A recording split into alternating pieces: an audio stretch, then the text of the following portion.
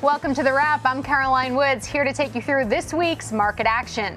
Mass selling on Friday sent the market plunging into the close. The major averages all closed the holiday-shortened week firmly in negative territory. The Russell is now officially in the red for 2025 after sliding 3.7%. The Dow closed down 2.5% on the week, followed closely by the Nasdaq. The S&P, meanwhile, shed 1.7%.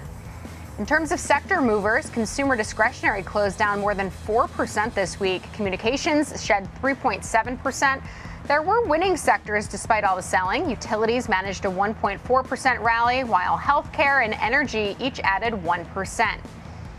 Turning to this week's biggest stories, after hitting all-time highs on Wednesday, shares of Palantir ended the week down 19% from that peak.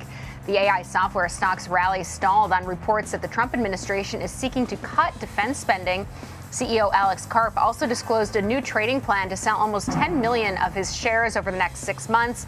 Despite the sell-off, Palantir is up over 345% since last year and is still up more than 30% in 2025. Walmart took a hit when fiscal 2026 guidance slipped below Wall Street's estimates. The retail giant cited worries that U.S. consumer spending could slow this year.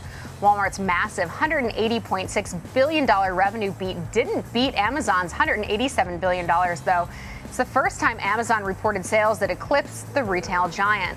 Walmart hit all-time highs last week, but is now 10% off that mark. Meanwhile, Amazon fell more than 5% this week. Apple was a winner in a week full of laggards. The big tech company eked out a gain of 0.4% this week after unveiling a more budget-friendly iPhone 16e. Apple plans to have Apple Intelligence usable on the new iPhones and also said the AI tech would expand to its Vision Pro, iPad, and Macs this spring. Meanwhile, the Trump administration says Apple will build plants in the U.S. instead of Mexico to avoid the threat of tariffs. Speaking of big tech, NVIDIA takes center stage when it reports earnings after hours on Wednesday of next week. Salesforce, Snowflake, Dell, Lowe's, and Domino's will also report. On the economic calendar, keep an eye out for data on consumer confidence, GDP, PCE, which of course is the Fed's preferred inflation gauge, and durable goods orders, also on tap. That'll do it for The Wrap. I'm Caroline Woods. Remember to tune in 24/7 to schwabnetwork.com.